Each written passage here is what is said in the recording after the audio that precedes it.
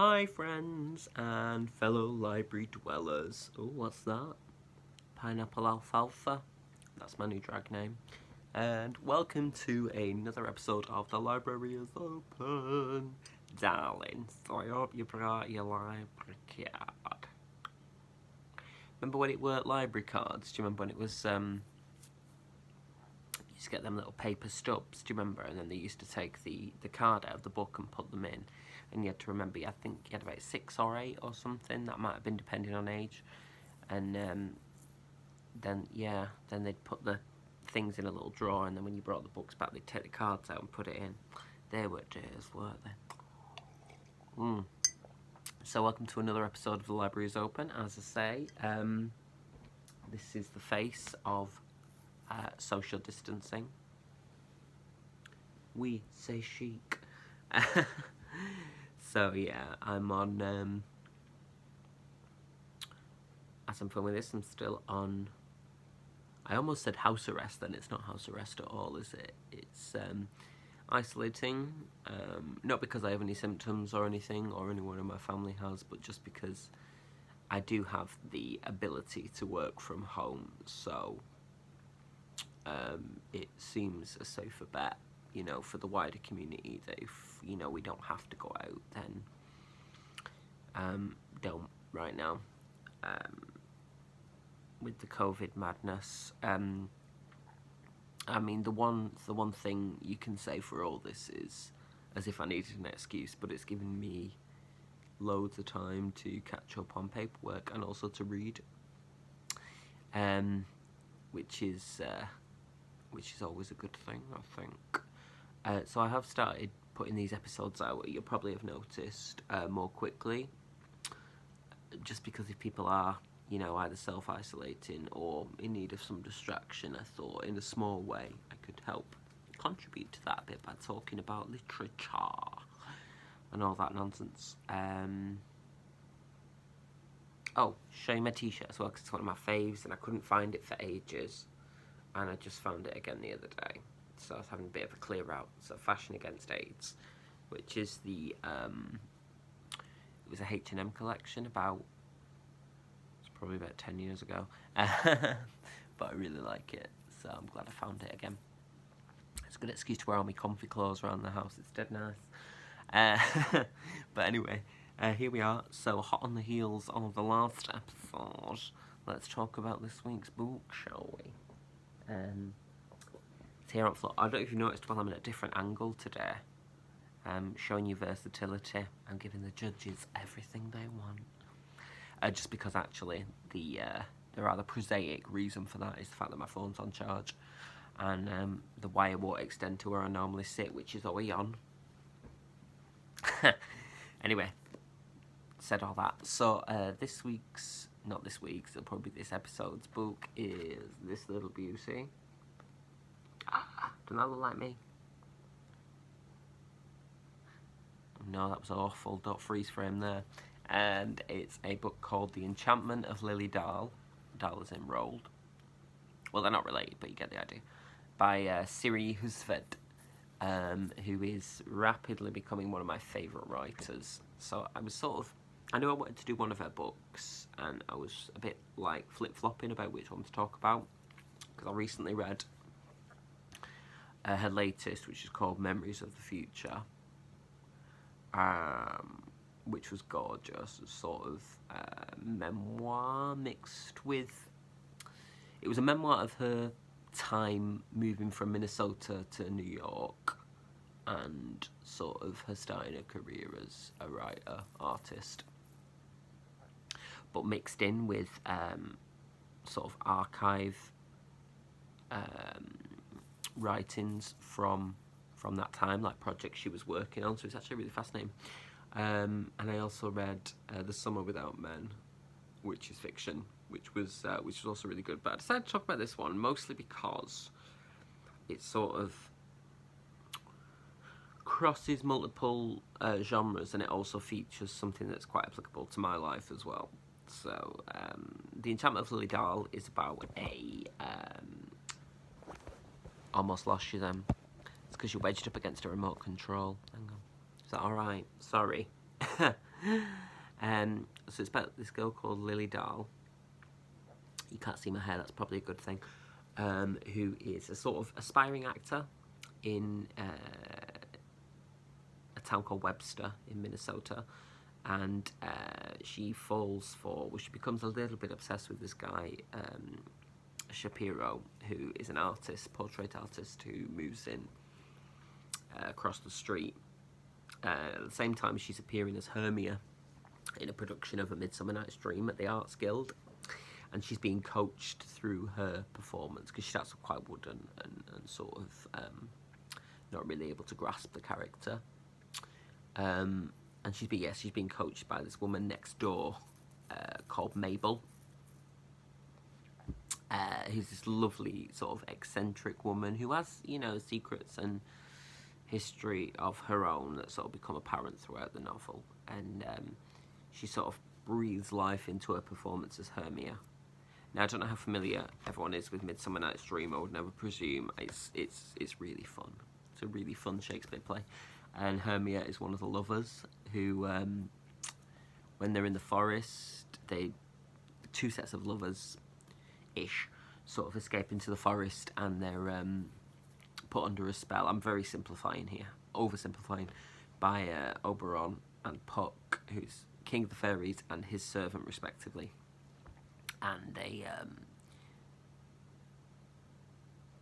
both male sides of the couples end up falling in love with Helena, who's sort of Hermia's friend, and so poor Hermia is sort of spurned by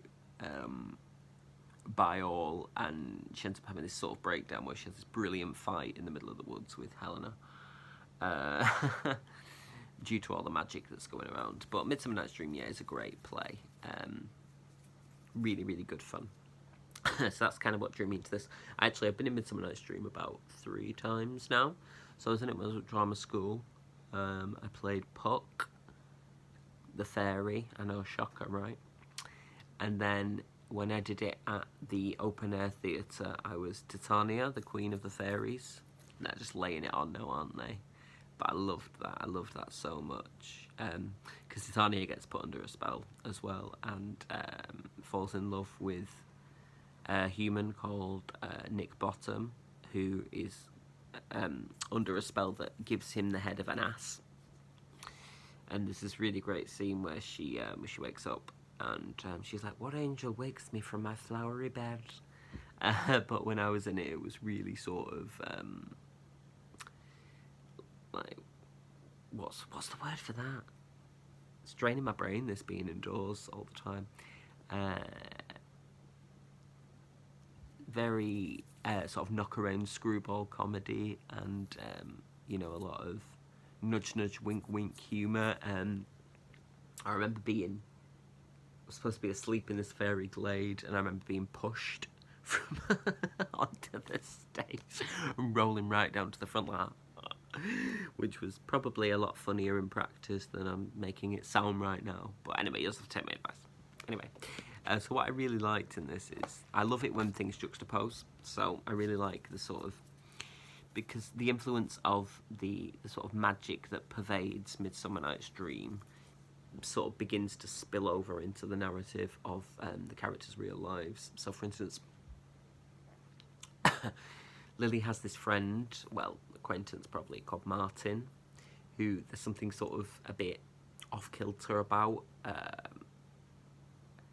and she's sort of weirdly drawn to finding out what his secret is. He's playing Cobweb in the production of Midsummer Night's Dream, who is one of Titania's like retinue of fairies. And he sort of has this ethereal quality himself that makes him, in their words, like the best fairy. And there's a real sense of like ethereal magic that kind of hangs over the story.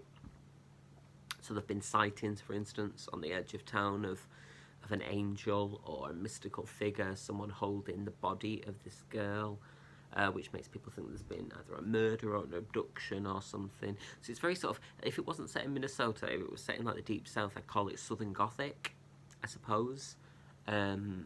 It very much has that vibe about it, which is really kind of cool. And it's sort of, that's when it changes genre almost mid book, and you're like, is this a murder mystery? Which, spoiler, it's not really. The truth is more evasive than that, I suppose. And not everything's explained, which I really quite like. So it's not sort of saying that's rainbow socks. Also from H&M. So it's not all laid out. You're sort of left to draw your own conclusions, which I really like. I don't like to be spoon-fed by books, as a general rule. But what's really interesting about this book is like the cast of characters. I think they're really sharply drawn, and they're all very interesting the way she talks about them. So there's these two brothers called, let me just check on their name actually, because I don't want to say the wrong thing. Called the Bodlers, whose mother disappeared many years ago, and they sort of live in this kind of filthy dive of a house, as it were. Where's my brew actually? Just wet my whistle. But she describes their surroundings and their appearance and stuff in such vivid detail that it's like, ugh, gross and sort of grimy, but also non-judgmentally, if that makes sense. So she's very much an author who talks about people and just sort of presents the facts without a valued opinion on them. Then there's a character who's rumoured to be, or it's alluded to that she's a sex worker, called Dolores, who's being painted by Shapiro, who is the object of Lily's sort of paramoratic, that's not a word, I just made it up, romantic intentions, and, you know, sort of her story unravels, and she's part of the sightings as well, of this mysterious figure, and she's beautifully well drawn as well, but without the point being over-laboured. Like, we get a real strong impression of who these people are without the author having to like spell out for us that, you know, you can picture these people. They put me in mind very much actually of some of the characters in I don't know if you've seen it was an 8-part TV series adapted from Gillian Flynn's debut novel Sharp Objects. It starred Amy Adams, but a lot of the characters very much reminded me of that in the way that they were drawn, which is interesting. Because this is, how old is this book now? I think this is one of her earlier ones. Yeah, so this is 1996, this one, and obviously that book and then subsequent TV series came a lot later. So yeah, it's although it's Lily's story we follow, there is this massive ensemble cast of well-drawn people. What's really nice as well, what I really like, is when the artist Shapiro is drawing these people's portraits, he does this thing where he has so he'll draw their picture, and then above the top of the picture there's like 3 boxes which depict sort of stories from their life. So there's this idea that he maintains constant like a relationship and conversation with them throughout the creation of the work. So he starts to paint in their stories, if that makes sense, into the picture, which it made a lot of sense to me as an actor and so on and so forth. And I think that's what she's alluding to in the text, because that's ultimately what the Mabel, who's the sort of slightly eccentric lady next door, who's probably one of my favourite characters in the book, helps her discover is that, you know, contrary to some popular belief, acting is not about, you know, layering on various things, so silly walks, accents. I mean, it can be, but they're purely physical characteristics as opposed to the actual craft, which is finding... It's not about layering yourself on top of the character, it's about discovering the bits of you that you share and how best to bring those out, and that's what Lily is ultimately able to do. So it's almost like she goes through this ordeal of self-discovery, and running alongside that is her competence at acting, So she becomes a consummate hermia in many ways, because she starts to believe what she says, but not in a way that's eggy, not in that sort of weird Daniel Day-Lewis, I'm going to spend all my days living as the character, which by the way is dangerous. That's a strain of sort of method acting that I do not agree with, and it's also not the craft.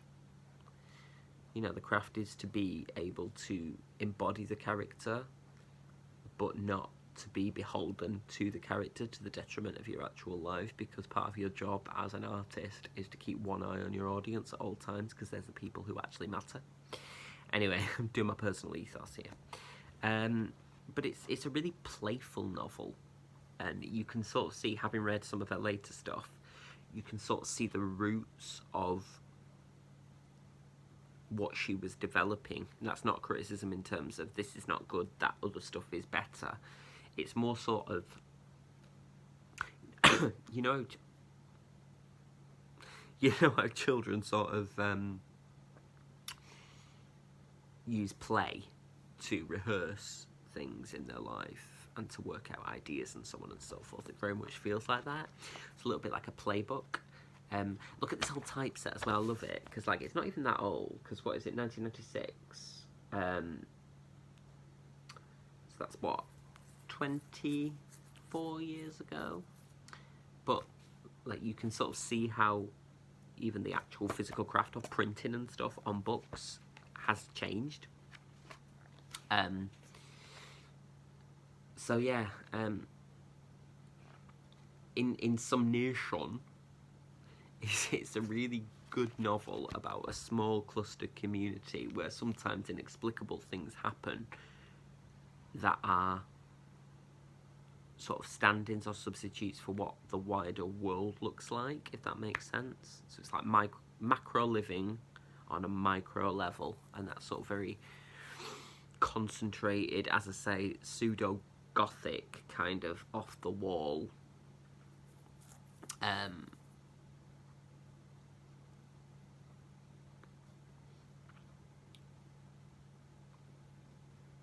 there's no end to that sentence, apparently, but you get the idea, I hope.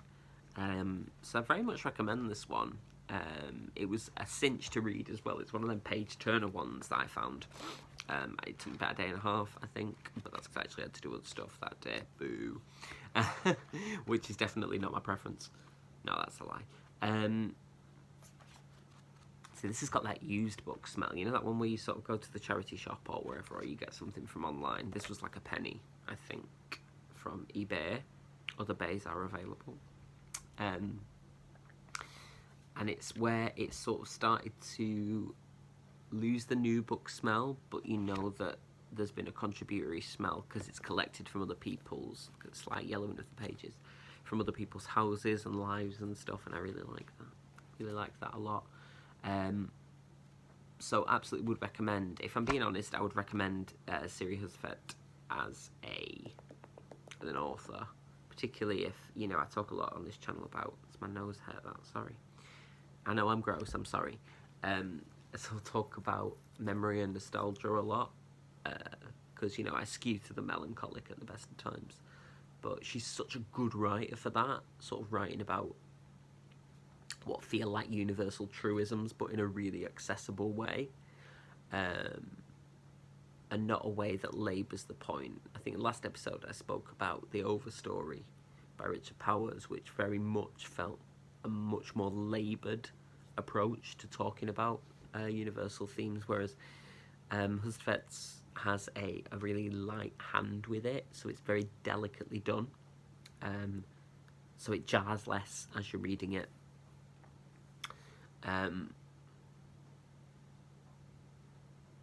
Yeah, I think I'm probably summing that up best by, this is not a spoiler by the way, by sort of talking about the growth of the character and how it all sort of coalesces at the end by reading you the last sentence where Lily, our lead, goes to audition for the production of My Fair Lady.